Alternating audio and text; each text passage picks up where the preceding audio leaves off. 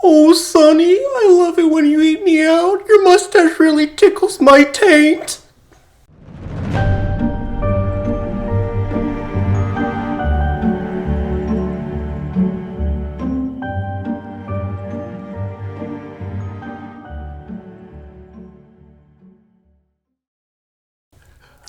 And welcome back to another episode of Crips and Corks. I'm your host, DJ Powers, here with my co-host, Paul, as usual. And what a way to start that one out, girl.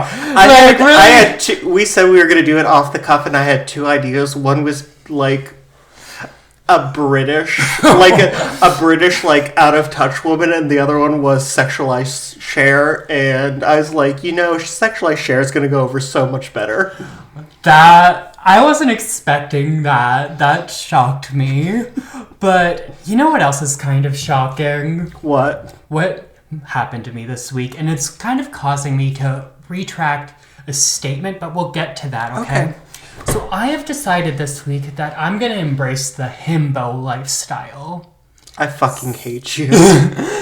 From now on, there's no thoughts. No thoughts up here. Wait, what do you mean from now on there are no thoughts? Hey, at least right now there's a little thought. But from now on, no thoughts. Only protein, ghost, and McChicken. And that brings me to the statement I must retract from our previous episodes. If our top fans might remember, in previous episodes, I went on a rampage against the McCrispy, right? Oh. And said it was trying to be the Chick-fil-A chicken sandwich and all sorts of hurtful things that I should not have said. But what I did not realize is that you can add mayo to it.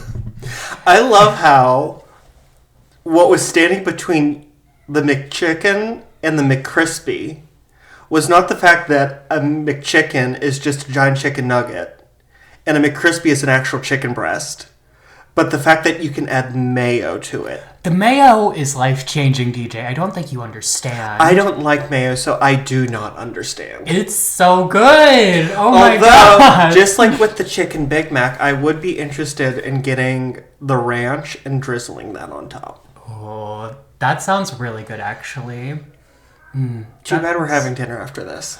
Yeah, we're recording this in November still. This will come out in the middle of December. Yes, second week of December. So we're going to a Friendsgiving after this. Exciting. I know it's hard to believe we actually have friends. Crazy, right? I know, and it's hard to believe that we have made it through. Exactly. What a month! Right. But who knows? The world might end before we ever get to publish this. Oh, I hope not. I put a lot of work into this one. The world may be ending as we publish this, but we hope that the smooth, docile? Docile? No, not docile. Docent? Doleful. The smooth, doleful tones of our voices can be the soundtrack of your apocalypse. Ooh, that sounds kind of hot. I'm here for that. No. I was once told that I had a very relaxing voice and that I should do voice meditations in ASMR. You should do that, but, make them funny. Wait.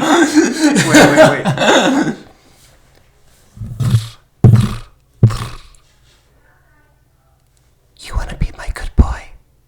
Get on all fours. You want some poppers? I am resigning. That was... Okay, well, we're just going to keep it moving right along from that. And how was your week, DJ? It was... I'm not going to lie, it was a long one. Girl, I feel that. It was the first week in a long time where I drank on weeknights. I do not drink to excess anymore. I just don't have it in me. I don't think I could get drunk if I tried. But, there were definitely a couple nights where I got home from work and I had a cocktail. Well, no, that's not true. I had 2 cocktails. But that's because I was making vodka sodas in their little glass bottles. Yeah. And they have enough soda for 2 in there. And they have the, metal caps. Yeah. So I had to use both. Okay. See, I don't like vodka soda. There's not enough flavor for me. I need something with a little more flavor, a little pizzazz, a little bop, if you will. See, because soda water has no sugar, no additives, no calories, I've convinced myself that it's better for me than a vodka Diet Coke. That's true. It is a lot better for you and a lot less calories and a lot more healthy, but it doesn't give the same vibe, guys. It's just not the same. And if you're gonna drink, why not go all out and do the flavor, y'all? Get into the flavor. Well, speaking of flavor, would you like to add some flavor to this episode and do Paul's Pop Culture Corner? Yeah, let's get into it, guys. And the first topic I want to bring up is Pokemon Go. And I know you're wondering why, because that hasn't been relevant in so long. In like 8 years.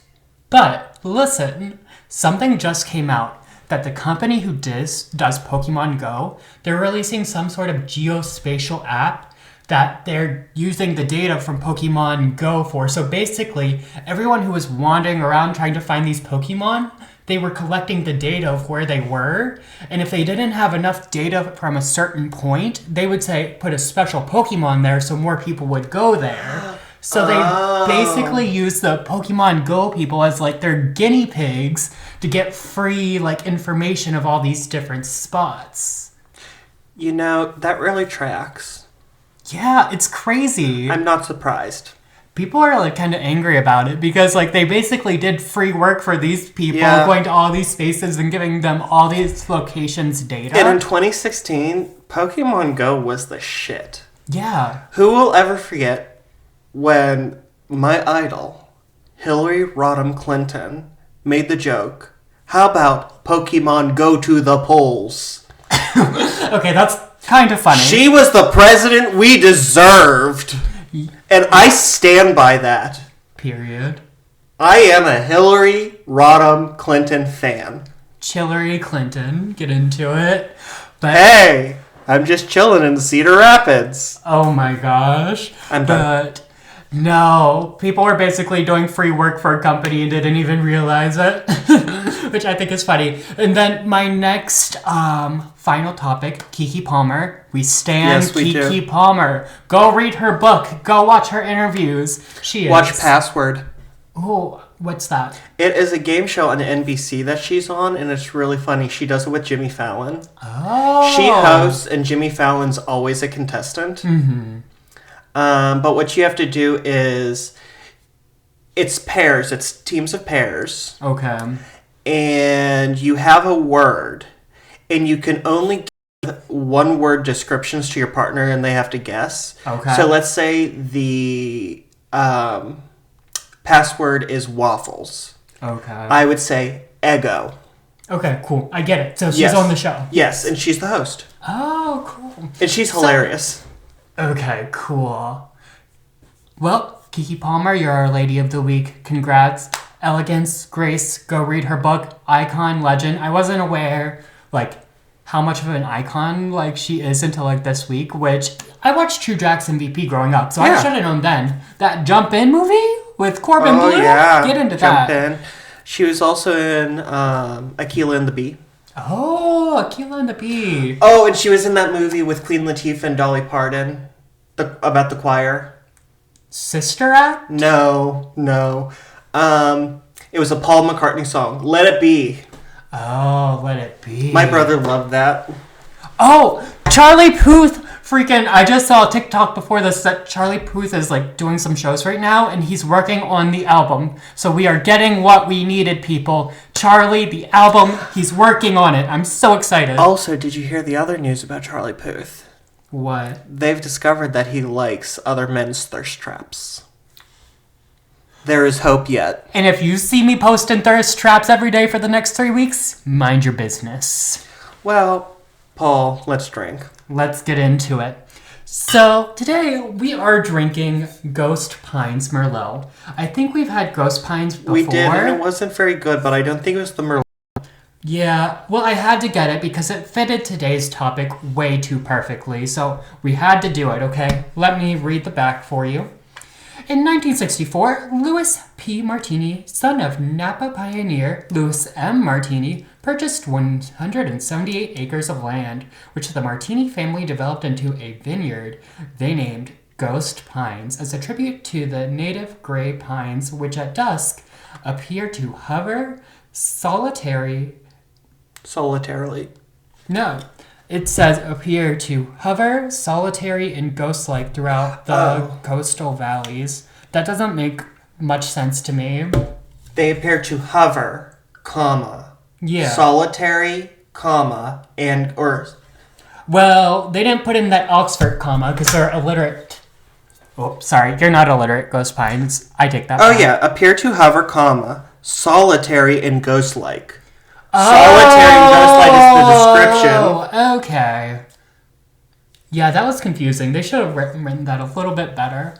Or maybe I should have read the thing before I, did it live on air. So maybe we'll start doing that. Before I open this, can I talk about something? I got rejected by a man this week. Yeah. Not the one who called me fat. Okay. This was another one where I asked... DJ, I'm sorry. I know, twice. I'm so sorry. I think maybe that's why I've been drinking this week. But this guy, right in his bio, it says, not for endless chatting, make a move. Yeah. And so, I asked him what he was there for, and he said friends and dates.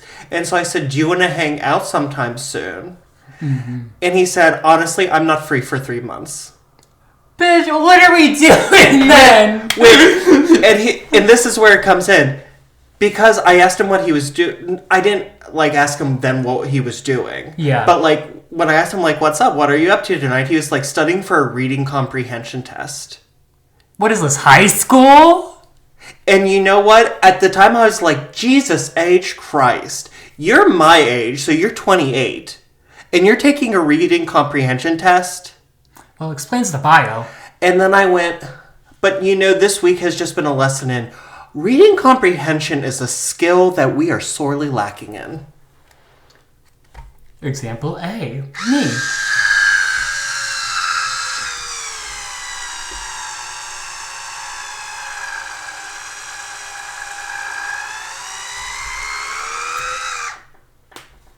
Period. Okay. Let's give her a good old pour. Give it a good old ASMR pour. An asthma.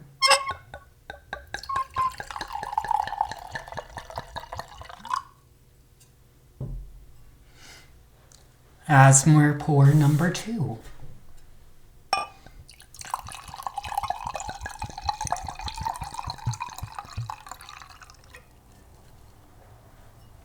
Alrighty, so let's give it a good old...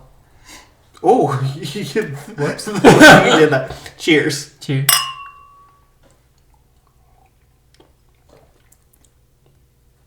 Oh! Okay. It's better than the last one we had. It's really good. I like this one. I love a Merlot. You know what? I'm going to give this 4.5. You know what? I'm going to give her 5 grapes. You did a really good job on this one, Ghost Pines. This is a really good wine.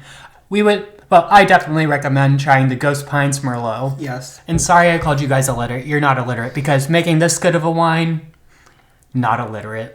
Yeah, I'm going to give it 4.5 still because it has a little bit of an aftertaste. It's not super pleasant, but it's still very good. It is very good.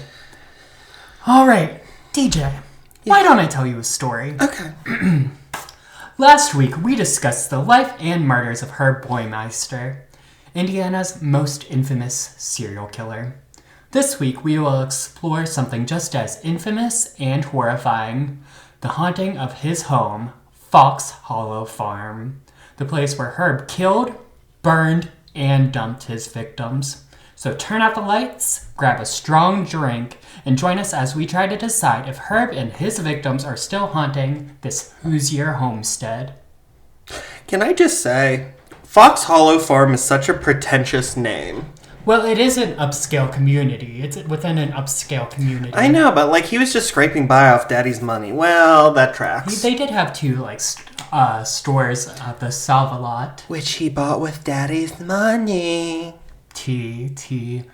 All right, guys. So let's jump right in here. So this story begins in 2008 when a man named Robert Graves buys the house with his wife Vicky. Wait.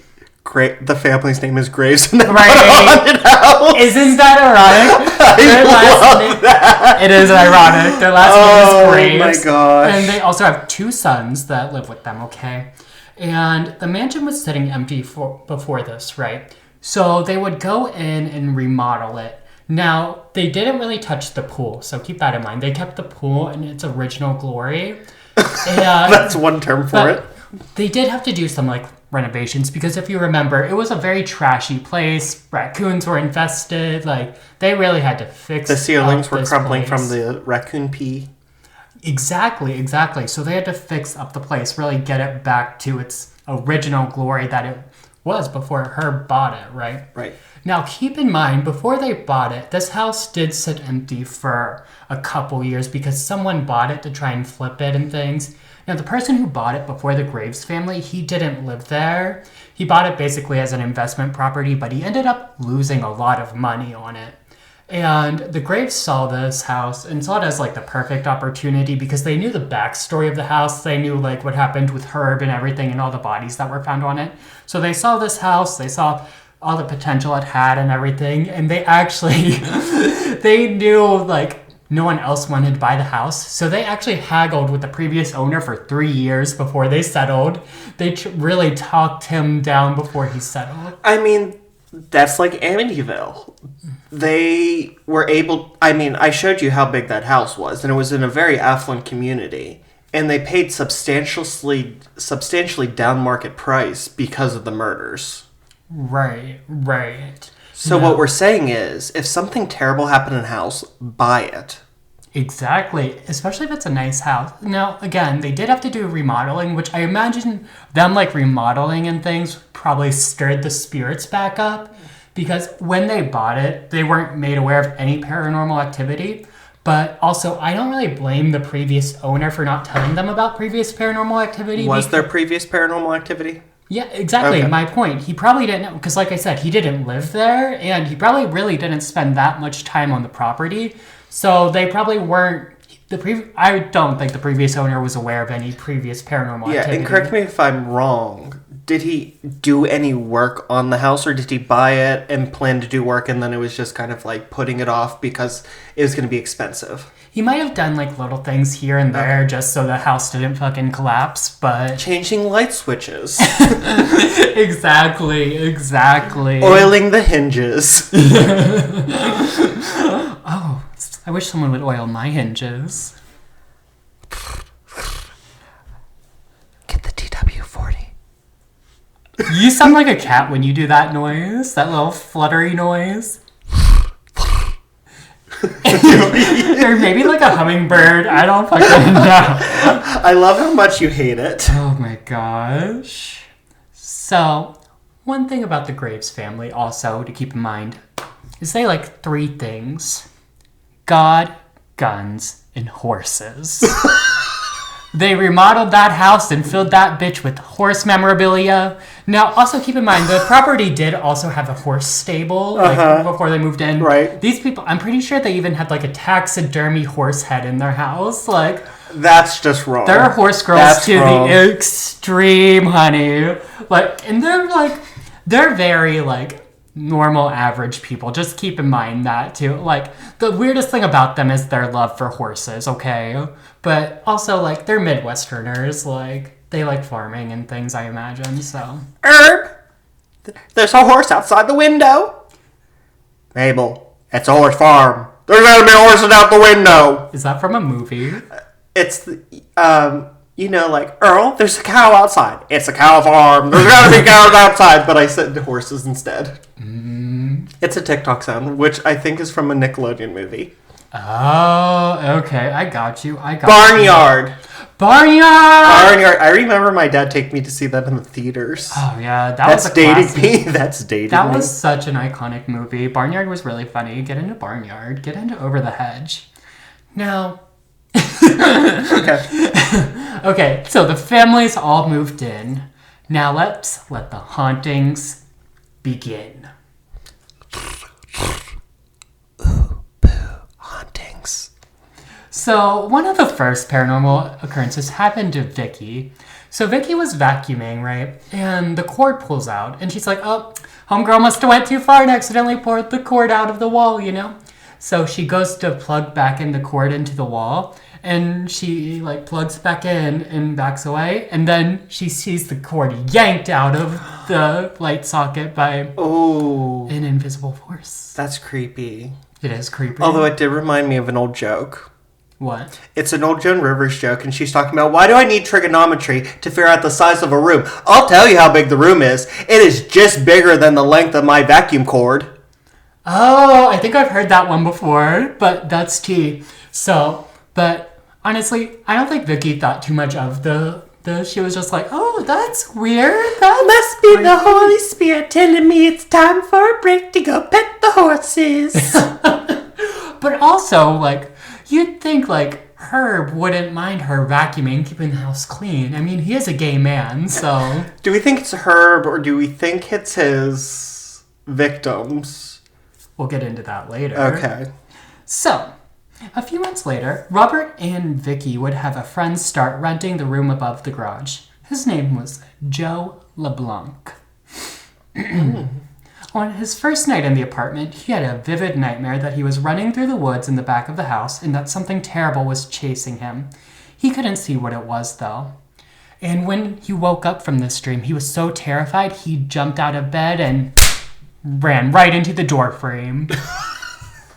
Could you imagine being so terrified by a dream? You just wake up and you're like, and just right into the door frame. Jesus. My brother did that once when we were kids.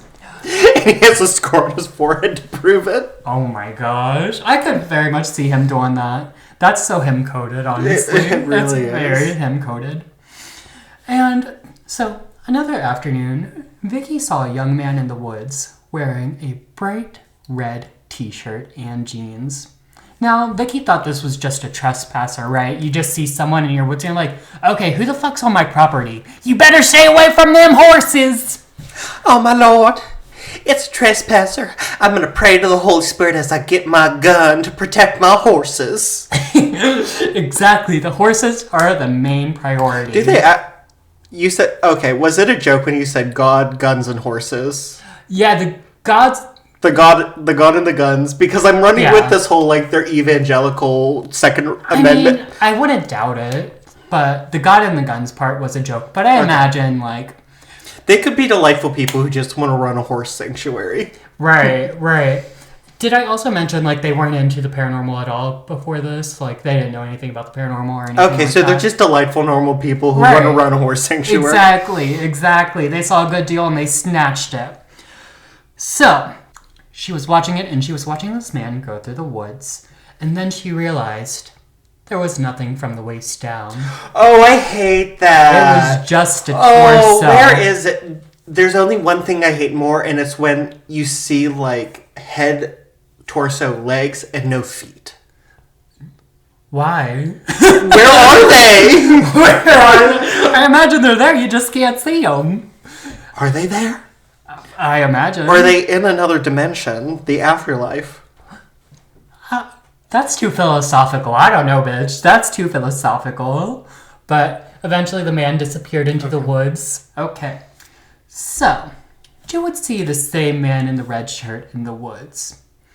See, Joe would take nightly walks in the woods with his dog behind the house. Well, one night he would be walking the dog and he heard something moving around in the trees. And the dog bolted after it. Oh, okay.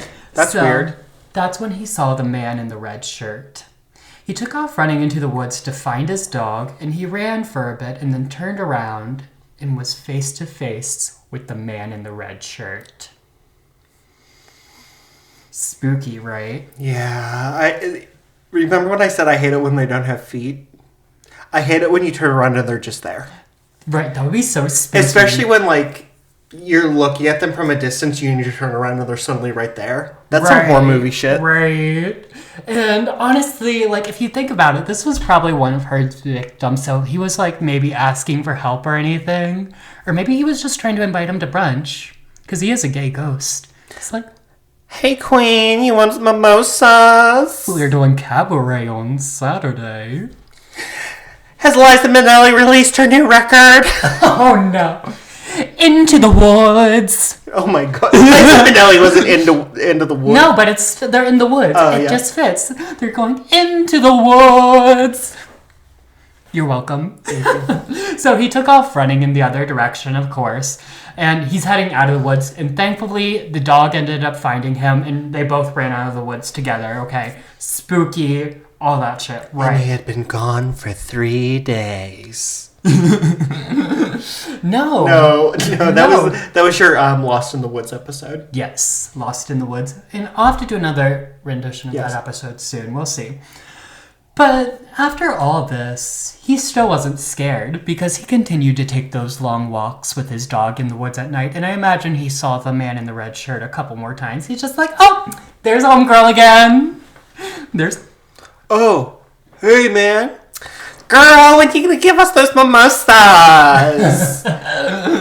Oh my gosh. Did Liza Minnelli release the new record? What about Barbara Streisand? But you know what's even more scary, though? What? So one night, Joe would be in the woods, and he would see a tall, thin, black, inhuman creature moving from tree to tree. Oh. And even after seeing that inhuman creature in the woods, he kept going on his walks. The definition of unbothered. The definition of unbothered. No, this is the definition of stupid white person. Honestly, true, because honestly, I'd probably keep walking just to see if I could capture something, go up there with a camera or something. But you're you. Yeah, I'm crazy. Not even that, but you're like a paranormal investigator. That's true. But like, do you remember that old Twitter thread where it was like this woman and she was like, yeah, I went to see a house and like, I loved it. And my husband was like, nah. And like, there were all these red flags that I was like explaining away. And my husband was like, nah, bitch, nah. What? It was this Twitter thread where this woman was tweeting about like going to our house to buy, and her husband was like, "No way! Like this is creepy." And it's like, look at this, and it's like, why are the And it's like, why are the walls like so squished in on the inside? Like it looks like they're secret passageways. Yeah, that's weird. And she's like, oh no. And the husband's like, nah, there's secret passages. And then they go into the basement and it's like a murder basement. She's like, we can do it up. And her husband's like, nah, bitch, this is a murder basement. And then there's like a creepy door. And it's like, we don't know where this leads to, but it's always locked. And she's like, oh, I wonder what that's about. And her husband's like, bitch, we're leaving. She's like, LOL, we could play the best games of hide and seek. And then somebody was like, no offense, but this is why white people get murdered in horror movies. Is your husband black? And she went, my husband is black. Oh my gosh. That is true, because we do walk through the Valley of Red Flags and just keep on going. If I see one flag, I walk towards it. Honestly, I know that's true about you. I see 2 red flags, I start running. I see 3, I clutch that thing, and I hold on for dear life. I hold on to that thing harder than Rose on that door at the end of Titanic. Period. I thought you were going to say something about your grandma for a second. I was like, where's she going with this? When you said Rose, I was like, oh, okay. All right, so Joe's apartment would start having poltergeist activity. During the first week, he was at the sink and heard a knock at the door. He thought it was just Robert or Vicky, and he called out and said he would be right there. Now, the banging would get louder and louder as he approached, and his dog would start growling at the door. There's a dog? Yes. Remember? He's walking the dog through the woods. I thought that was Joe. Oh, wait, we are talking about Joe. I forgot Robert was the husband. Yeah, Robert's the husband. husband. I thought Joe was the husband. No. Joe just lives in their Joe's the freeloader. Joe the freeloader. I can remember that. I imagine he pays around because he actually works with Robert too. So he has a job and everything. Joe the freeloader. I got it. Damn. So basically, he opened the door. It's banging super loud. He opens the door, and no one's there. But he felt like he let something in. So he closed the door, and he went to sit down and watch TV. And in the reflection of the TV, he saw something moving behind him. But he turned around, and nothing was there. I hate that. Spooky, right? Now, the knocking would happen again, and this time, when Joe opened the door, again, nothing was there. But he had one of those knockers, lift up and knock. When he opened the door, it was just floating there at a 90-degree angle. As if, like, there was this unseen force Ew, holding it up. I do not like that. And then it slammed down on him. Well, not on him, on the wall. But you get my point. You know I'd like someone to slam down on me. Oh, I know that's right. But that actually really hurt my hand. I don't think I'm going to do that again. No, because you hit right on the vent. That actually really hurt. I'm making sacrifices for y'all. Ooh, You know what we need to do? What? We need a little table to put right here in between us. Mm-hmm. So we can have the corkscrew and we can have like a gavel to make that noise. That would be iconic. I love that. And like I could put my glasses there and my phone rather than having my phone way over here out of reach. Mm-hmm. I'm going to have to like get us a little table to put here. Ooh. We'll do that. Yeah. But moving right along. So the knocker slams down, right? Mm-hmm. And then Joe sees a man running towards him. No! And the no! man... Oh my god, no! The man looks panicked and terrified. Oh, I thought it was like the Black Shadow Man. No, it's I imagine one of Herb's victims because they look panicked and terrified. And then, like, of course, it just, like, it disappears. Now, later, they would do some research on the victims and start looking at their headshots. And one of the headshots of Herb's victims, Joe would recognize as the man he saw that night. Ugh. Which I think is crazy. Ugh. Now, after hearing all these stories and everything, Robert would end up setting up cameras around the property to either catch trespassers, which, keep in mind, they're still not too convinced about the paranormal stuff yet. So he's like, okay, maybe it is a trespasser. So we're either going to catch trespassers or these ghosts on these cameras that he set up around the property. But they did not catch either. Now, moving even surprising. Moving even further forward, one night, Joe and the Graves family were swimming in the pool in the basement. The gay murder sex pool. The gay murder sex dungeon pool. Exactly. Anything that's underground is just a sex dungeon. I mean a dungeon. Exactly. So Joe was resting on the side of the pool, right? And then he felt warm fingers essentially wrap around his neck. No, it ain't it could be sensual. Now, Joe thought this was just Robert fucking with him. He was like, oh god, but he was still scared, so he's like swam to the middle of the pool. And then he felt the fingers again pull him down under the water. And he is like freaking out. He's pulled under the water. He can't get these hands off of him because they're invisible ghost fingers, essentially. And he's basically being drowned in the middle of this pool. But eventually the fingers do let go, and he makes his way back to the surface, and he yells for everyone to get back out of the pool. Like, everyone get out of here. This is crazy. This ghost just tried to drown me and everything. And this was a very traumatic experience for Joe, as you can imagine. And he still refuses to step foot in the pool room to this day. I don't blame him. I got so freaked out. I had to dissociate there for a couple seconds. Yeah, it's a really scary... I can't even imagine. Like, YouTube, you just watched me disassociate. Like, I purposely disassociated. I was like, I'm going to go to my happy place for a couple seconds. You know what's probably going to make you dissociate even more? What? The frog. What does that mean? More on the frog in the pool later. Wait, what do you mean? Yeah. What do you mean? I said more on that later. We'll get into it later. I'm having a whole Jennifer Lawrence meltdown over here. So another interesting thing about the pool, when they would start like doing investigations, like paranormal investigations, they would take pictures of it. And in some of the pictures, you can see like faces of people in the ripples of the water, which is super creepy. The pool's just like super fucking creepy place. But let's move back to Joe's apartment. One day, Joe was sitting in his apartment and heard scratching in the kitchen. So he goes into the kitchen. Okay, so he goes into the kitchen to see all of his knives have been lined up in the sink, and there are scratches on the walls, as if something had taken the knives and were scratching on the walls. And this had led...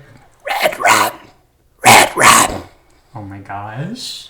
This led Joe to believe that potentially maybe someone was actually killed in that apartment. There are some stories and claims that maybe Herb did take people up to that apartment where Joe was living, and entertain people sometimes. Yeah, I'm sure. I mean, if he was claiming like, oh, I do landscaping for like my boss here, and like this is like this is my apartment, or alternatively, he could have kept bodies up there until he could bury them. That's true. Or let's say his like wife and children are home. This place, it's an apartment separated from the home. So let's say they were home. He could have taken people up there to like party and stuff away from the family so no one saw what he was doing. Red rum! You know what red rum backwards is? Slut pop! Make my pussy pop. You don't know the words to slut pop? No. Oh my god. Okay. When you said that the dressing theme for Friendsgiving was Slut Pop Miami, I messaged you on the side and I said, nah, I'm not wearing that. And like, I dressed casually for this. But it's not because I was like, I want to be more in line with Slut Pop Miami. It was because that the blouse that I wanted to wear was wrinkled. I feel like your body would just reject slut pop entire. You're just meant to be like this fancy person, like fancy and uppity. Not uppity. Like, I'm trying to think of words that mean fancy in a good way, and I know uppity has a negative connotation. In my past life, I was either Jacqueline Kennedy Onassis or Princess Diana. Yes.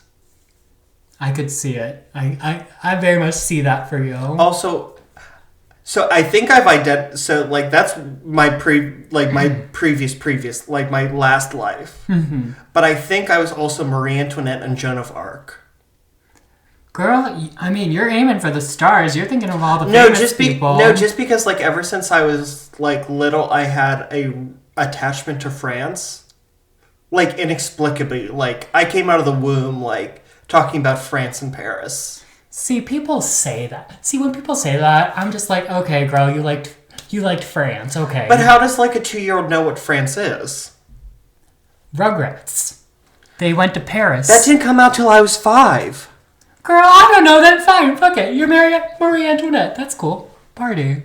I don't know. Just some of this past life stuff, like, oh, I was super into this when I was a kid. It's like, okay, you had an interest. Not to discredit you, but there's just like some other people that are just like, oh, I definitely had to be this in a past life because I love trains. Oh, no, I'm not saying definitely. Like, there's definitely like some room for error, but this is my belief. Period. And honestly, I do see it for you. Like, I've said all that stuff, but I do think you are some sort of like royalty, and it's definitely carrying over into this life because you're so refined. Like, I definitely see it for you. I definitely did something fucking wrong in my last life that I got stuck in this one. Right, you're stuck with my bitch ass doing a podcast. You're fine. You're in like the sixth... You're in the 6th layer of hell where you have to podcast for eternity and only get... I enjoy podcasting. And only get 10 views. Stop! Don't tell them! Don't tell them! We're in the 8th Don't tell them! Look away! Look away! Oh my gosh. Okay, we gotta get back into this. Yeah, okay. we're at 40 minutes. Okay, so we're gonna start going through this shit. Okay, later on, Joe would get an EVP recorder and decide to do his own EVP session after seeing a couple of ghost shows because he started doing investigations into the paranormal and stuff. So he turned everything off and started asking questions, and the dog started to growl while he was asking questions. Now, you'll later see that the dog growling is just an indicator that there's some sort of ghost or something present. So, Joe also felt a presence enter the room at this time. Listening back, Joe had asked who was in the room with him, and he heard on the recording say, "The married one." Now, the married one might be Herb. Yeah. Or maybe it was like someone he killed that was in the closet who also had a wife. Yeah. But also like a married one that could also be like slang for like gay. Yeah. Because gay could probably mean marry. So it could be a lot of people. Friend of Dorothy. Now, after doing more research on the paranormal and stuff, the whole family would get into this and like get more like open to the fact that something paranormal is probably happening here. And they would invite none other than our good boy, Zach Baggins, to investigate. That's right, ghost adventures would come to Fox Hollow Farm. So, this is so funny. When Zach met Robert Graves, remember the one who bought the house, straight married man, he told him, You seem like you have a deep connection to Herb. You really remind me of Herb. Wait. First of all, Zach saying that like he knew Herb. Right. Which makes me question a lot about Zach. Could you imagine someone saying that shit to you? Like, oh, you know that gay serial killer? You remind me a lot like him. Wait, no, speaking of being compared to gay serial killers, when my hair was long and blonde, I was working at Macy's, and I got there a little earlier, and so I was just, like, walking around the jewelry department. I wasn't working the jewelry department. And these two kids started calling me Jeffrey Dahmer. And I grabbed them. Like, I grabbed them, when someone calls you Jeffrey Dahmer, I don't think the appropriate response is to grab them. No, I grabbed them by the wrist, and I, like, found their mom, and I said, these are the most disrespectful kids ever. Like, I cannot believe you would bring them out in public, and they're, like, yelling, like, calling somebody Jeffrey Dahmer. And she was, like, it was the closest to child abuse I ever saw. Like, I saw murder in her eyes. Probably. You were grabbing her kids, girl? What the fuck? No, towards the kids. That's crazy. I'd never... You're brave, girl. You're brave. They were disrespectful little fucks. Yeah. Oh my gosh. I just grabbed them by the wrist. Yeah. And honestly, I did not hold them that hard. They really could have broken away. That's true. You do got that limp wrist. I mean, Okay. I grabbed them like this. Mm-hmm. They could have wiggled away, but I think they were so freaked out that I, like, stood up to them. Yeah, that's the thing about kids. When you stand up to them, they're like, oh, shit. Oh, okay, this is what we're doing. But, do you have any more to add to that story? Okay. So. One thing, I do not abuse children. You can continue.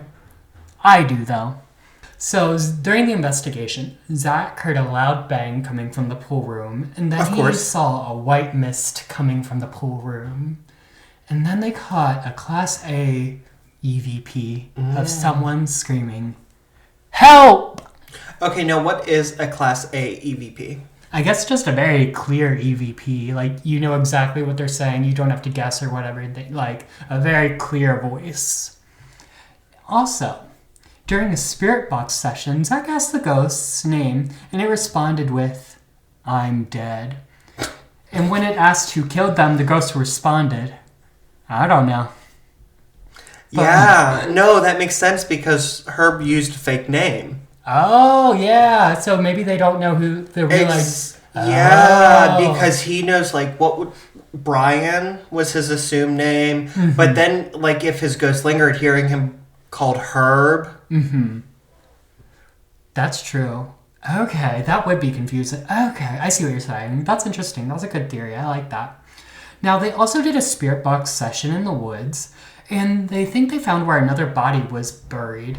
See, the box said that there was a body somewhere in the middle, so they went to wherever they thought the middle was, and then this box said, I think it said right here. Ooh. Oh, no, the box said found it. So they went to wherever they thought it was, and then the spirit box said found it. And they didn't try and dig or anything because we can't get Precious's Zach's hands dirty. I would have flagged it and, like, said to Robert and Vicky, like, you should definitely dig here and see what you find. I mean, that would have been smart. But hey, it's on camera. Like, they know exactly where it is. Like, it's on national television. It can't be that hard to find. That brings me to the unfortunate viewing I had to endure of the Fox Hollow Farm documentary. Oh, yes. You told me about, like, how terrible this was. It was one of those documentaries where it was just like, it'd be like 15 seconds of investigating, cut away to, like, establishing shots. It'd be like, oh, here's this EVP, and then establishing shot. Here's this orb, establishing shot. It was just like too many cuts and too many establishing shots. And not to call anyone out, it was like that Sam and Colby movie. Yes, okay, so establishing shots are like B-roll? Yeah, Okay. yeah. So like shots of the house, EVP session, and it was like so short too, so you couldn't really even like get that creepy feel of what they're doing. Because I feel like when you're shooting something like that, you can't cut away too much because it takes you out of the vibe of I so get what you're saying. And it just really took it out of me. And also, like, the first part was them just telling Herb's story, which I already knew before watching the documentary. So I was like, okay, when are we going to get into, like, the real spooky stuff? Is it going to get real? But it was honestly just a lot of EVPs they caught of, like, them saying random stuff. But, I don't know. Like, I did learn a few new things at the end of that documentary that we'll get to later down the line. But, honestly, if you want to pay the $2 to watch the documentary, help a small film artist, go for it. It's not, like, awful, just not my cup of tea. You keep saying later down the line. I'll tell you about that later. When's later going to come? Oh, it's coming soon. Hopefully. We'll see.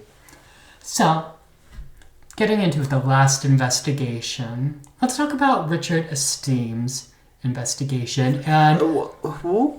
Richard Esteem was his name. Richard Esteem. I've never heard of him. Yeah, he's a small town person. Like, he's not known, but he must have been friends with the Graves because they gave him, like, full access to the whole property. The nepotism. You're our friend, we'll let you in. Well, I can't even say that. I don't know if he's their friend or not. Like, but they did give him access to the whole property and everything. Nepotism! Well, that's DJ's prerogative. I'm not going to put that T on you, Richard. This is a joke. For legal reasons, this is a joke. Do not sue me. So, let's get into the first investigation they did, where him and his team did the human pendulum! What the fuck? So basically, the human pendulum is when one person stands in the middle and like there's two people on side by side, and the two people on the sides ask questions, and apparently it's said that the person in the middle is supposed to move against their will. So basically they're like established like what the yes position means, and supposedly the person in the middle is supposed to involuntarily like lean forward or lean back or lean to the side. And then the no position, it will be like, lean the other way, blah, blah, blah. Now, I don't know if I fully trust this, but they did the human pendulum in the pool. And it was actually not the person in the middle who was like, because the person in the middle is the person who's supposed to experience the most activity. It was actually the spotters who experienced the most activity when they were doing the human pendulum. I'm going to stop you for a second. All I can picture in my head is that Michael Jackson move where he would... You know, it's funny you say that because the last podcast on the left, shout out, you guys really helped me with this research. The last podcast on the left guys said the exact same thing. No, because you're like talking about it, it's like you just like lean from side to side, and I was just like... That weird dance move where Michael Jackson moved really far forward, leaned really far forward.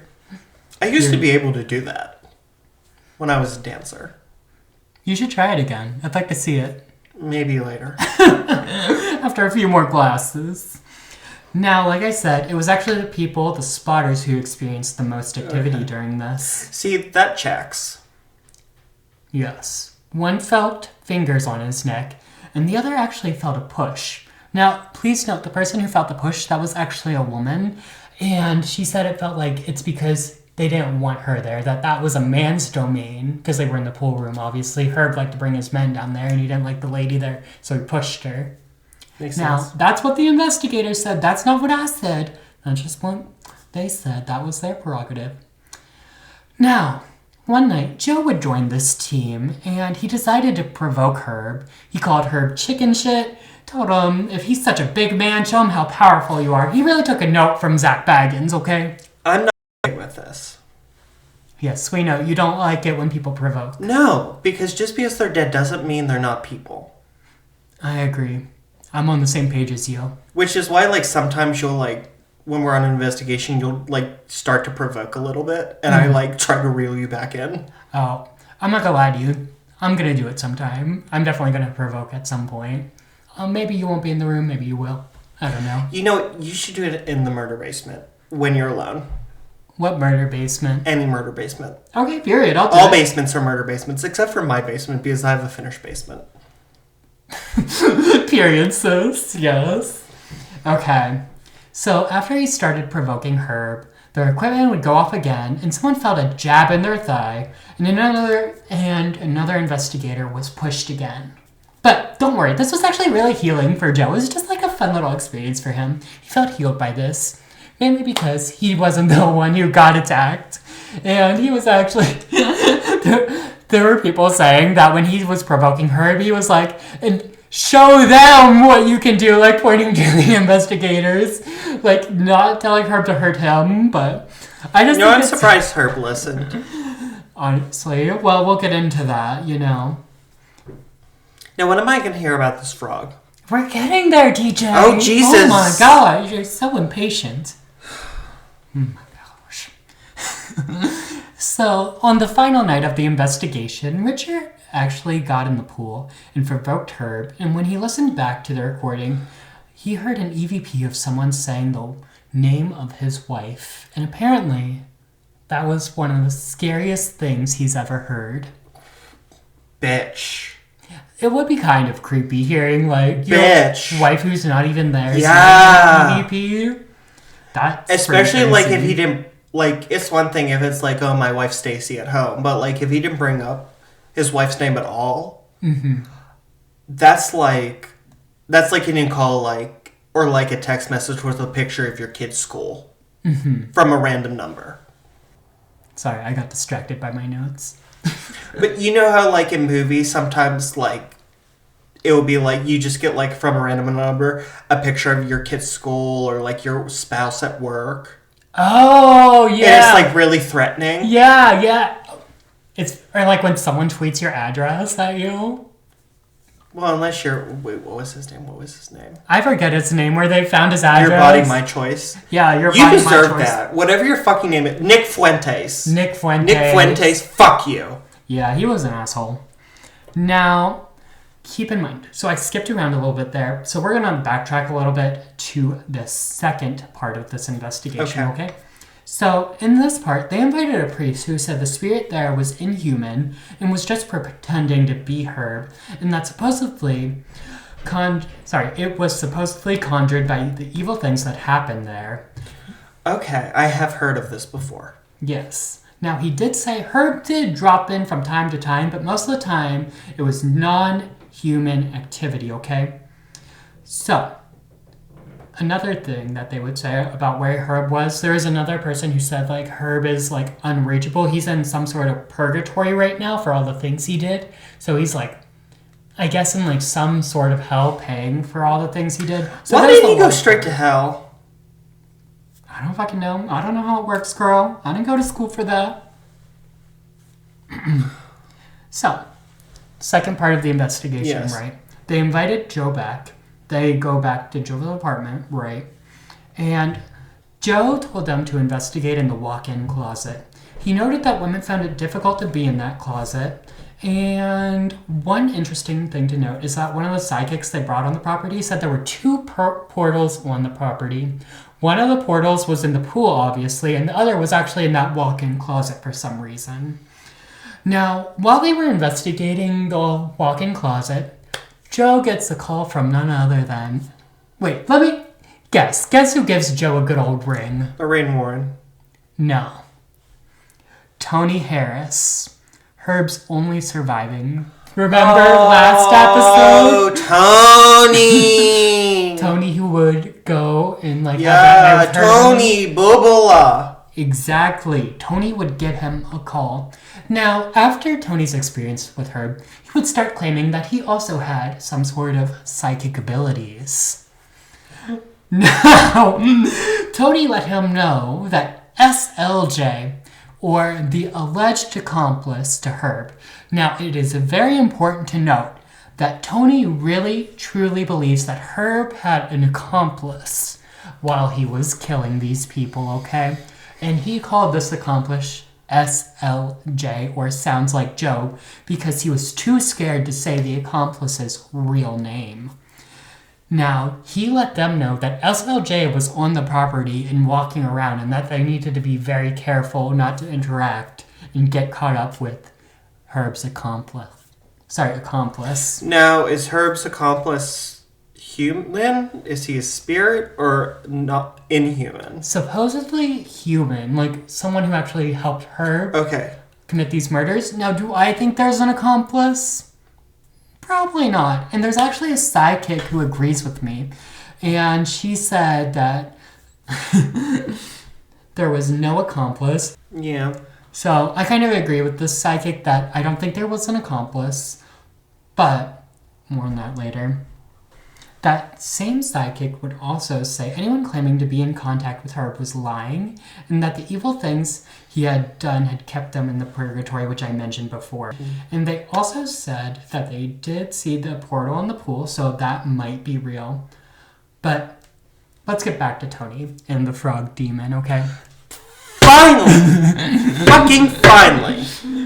Okay, so basically the frog is an amphibious demon that says to reside in the pool, okay? Okay. And this was summoned by all the terrible things that... Yes. Okay, cool. And also, if we want to relate it to demonology, there's actually a frog demon named Baal, or Baal, however you want to pronounce it. Yeah, B-A-A-L. Exactly, exactly. So some people would think that maybe that frog demon was actually Baal. Okay, so this frog demon is apparently assisted by SLJ, and that SLJ actually killed Herb. And apparently when Herb died, and this was actually in that Fox Hollow documentary, right? So when Herb died, when they found him, apparently there was like kind of like an altar set up for him. Like the way he died, he was like laying on the ground, and they had like cleared the ground a little bit, and there were 2 dead seagulls there, and apparently the seagulls... I thought he shot himself in the back of his car. No. Okay. So there were 2 dead seagulls. Okay. Right. And they were strangled to death. And they were placed there, and they were facing the sea. Because, remember, I told you he was in the park, right? Now, that park, actually, there was a lake, and I assume it was, like, one of the Great Lakes, because in the movie, like, the Fox Hollow Farms documentary, it had waves, so it had to have been a pretty big lake. So I assume it was by... That doesn't mean it was a Great Lake. What? It doesn't mean it was a Great Lake. It was one of the lakes, right? So... the seagulls were strangled and facing towards the lake. And actually the PI who was talking about this, he said that they didn't find the gun, which I think was weird. I think maybe they did find the gun. Honestly, maybe I should trust this PI who actually found the body. But I don't know. I feel like if he shot himself, like where would the gun have gone, really? And the PI also did say there were like tire marks of like someone leaving. So somebody could have just stumbled upon it, taken the gun, and left. See, that's what I think too. I think Herb killed himself. I really do. And maybe like Herb cleared out that space himself. I don't know. Now the bird thing, I'm finding the birds being strangled is really weird. Okay. What I'm hearing here is that I think what Herb did. How much more do you have? Maybe I should leave this to the end. Oh, we're almost to the end. Okay, then I'll just keep it till the end. Okay. So, on the last day of the Richards investigation, they did the woods. Mm-hmm. Of course, the grand finale. So, Tony told them there were bones buried in the woods in a certain spot. Obvi. Now, this team, they would get down and dirty, and they would start digging, but of course, they wouldn't find any bones, right? But they did record audio the whole time, and they got an EVP telling them to get away from here. And while some people might heed that warning to stay away, you know me. I can't resist paranormal and would love to go there sometime. And that was the main things they captured. They didn't capture anything in that walk-in closet or anything, or that night. Nothing notable was captured that night that Tony called them and was like, SLJ's around. Now, it is also important to notice that Tony's story would change, you remember the story from last episode where he would go that one time? His story would change to be like, oh, I went there a bunch of times, actually, and actually him and Herb actually had a much closer relationship and blah, blah, blah. But honestly, I believe the story that the investigator was telling us, because the story I told is what all the podcasts tell, and that's the story that the investigator endorses. And I think Tony might have gone through some trauma maybe that has like made him believe certain things that might not have happened. Not to completely discredit Tony and everything. No, not at all, but totally. I don't think there's an accomplice, though. Yeah. Just my opinion. I don't think there's an accomplice. Okay. Can I go into my theory now? Yes. So, we mentioned this demonic portal. Yes. Opened by the terrible things that Herb did. Yes. And Baal. Yes.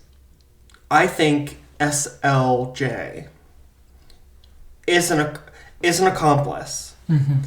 But he's a demonic accomplice. Where Herb was like it was a demonic attachment. I don't think Herb was possessed. I think what he did was like his serial killer was part of his psychology, which is awful. Yeah. I mean, he was like that before he got to the house. But I think there was a creature, some inhuman creature from the depths of hell that attached itself to him. Later in life after he started killing? Yes. I could see that. And I think that when Herb killed himself, he created this altar, and it was a sort of sacrifice to this demonic creature. I wouldn't be surprised if Herb was like hearing what he thought was voices in his head, but was actually the demon telling him to do those things. That Herb was like, oh, maybe I'm just schizophrenic, but I'm not going to tell anyone I'm schizophrenic because I'll lose everything, Mm-hmm. So I could very much see that happening. Now, that is the story of the Fox Hollow haunting. They do not allow people to investigate there. Private property. So do not try and go to this place, okay? And the family that lives there actually say it's really annoying because people, obviously, it's a very famous place. Like, people try and go there and they try and find bones and stuff. Mm-hmm. And actually, they did find, like, while they were still living there, which they're still living there, while they were living there, they are still finding bones. One time they even found an intact femur, which, if you don't know, is the biggest bone in the human body. Yeah. So, like, if they're still finding huge bones like that, the police obviously missed a lot of bones while they were digging. And that attracts people to go out there and try and find these bones or try and paranormal investigate. So please don't go out there. Don't bother this family. Don't bother the people. Like, just let them be. Let the spirits be. And I'm sure, especially Herb's victims, just want to be left alone, put to rest and everything. But I'm sure there's still private paranormal investigations that happen there, which I would love to do sometime because I think I could really provoke Herb, if you know what I'm saying. Two gay men, oh my god, he'd be in his glory. Right. And we're around the age range that he would go after and everything. I think we would definitely like invoke a lot of activity. I would love to go there one day. So if you guys want to invite us, let us know. And Indiana's not that far away from Pennsylvania. Just on the other side of Ohio. Right.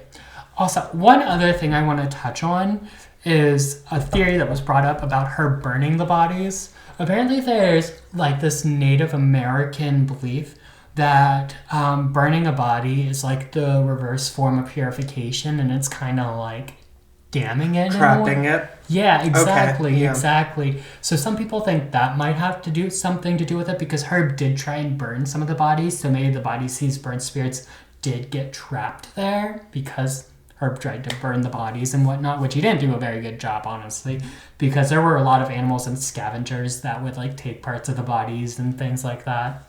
And yeah, so overall thoughts. What do you think? Haunting of Fox Hollow Farm. What do you think? It's fucked up, just like the first part. Yeah, I do think there are demons there. Yeah. No, you heard my theory. Period. I do think there are demons there. Now, I do not have a smasher pass again for this episode. Next episode I'll have a smasher pass for you guys. Don't worry. But I just think this was a really good story. The story of Herb and everything. I think it's a really good story. I think it's really interesting. Yeah. I mean, when you said, like, we're going to do a true crime thing, I was a little skeptical, but I like this. Yeah, it was good. And to tie it in with the hauntings, because a lot of true crime stories, you don't get the haunted side of it. No. So I thought it was really nice that we got to see, like, the haunted side of this. Now, in the future, I do know there are other serial killers who do have ghosts. Like, I think John Wayne Gacy, like, there's reports of his haunting and everything. Yeah. So maybe we'll, like, cover that in the future, but we'll see what happens. No, our first foray into true crime was, of course, Lizzie Borden. But the reason why I did that was because we don't know quite who did it. But, I'm really, proud of what you did with this one. Our first foray into true crime as just true crime. Period. Thank you. And Lizzie Borden's house is one of the most famous haunted houses in America. Oh, it's on our list. It's on our list. Trust and believe. Right. Wait, we already covered it. We did 3 parts on Lizzie. No, I mean to go. Oh, to go. Yeah. Because you can legally go to that one. Yes, you can. Anything else? No, thank you guys for listening to this story. I really enjoyed researching it and doing this. This is probably my favorite story I've done so far, and I'm super excited to share it with you guys. So if you like it, comment down below. Tell us what you like, what you didn't like, what you think. Do you think Herb had an accomplice? Tell us what you think down below.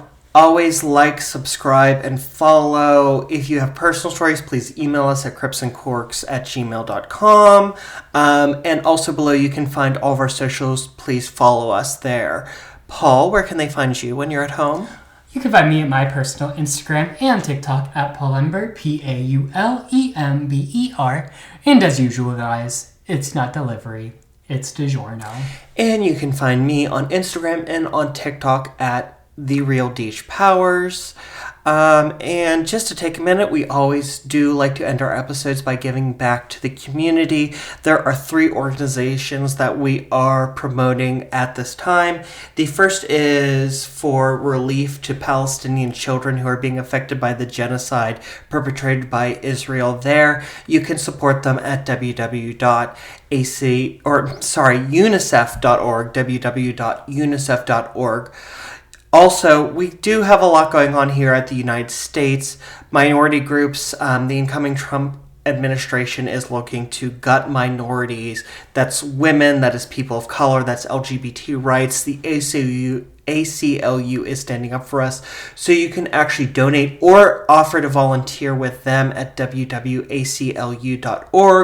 And Paul and I are both members of the LGBT community. It's one of those causes that is near and dear to our hearts. So if you'd like to donate to LGBT causes, you can do so to the Human Rights Campaign at www.hrc.org. Period. And thank you so much for joining us as always. And until next time, keep your crips tight. And your corks loose. Bye. Oh, Sonny, your mustache is tickling. Do you believe in life after love, love, love, love? I gotta put this in Mamma Mia 3.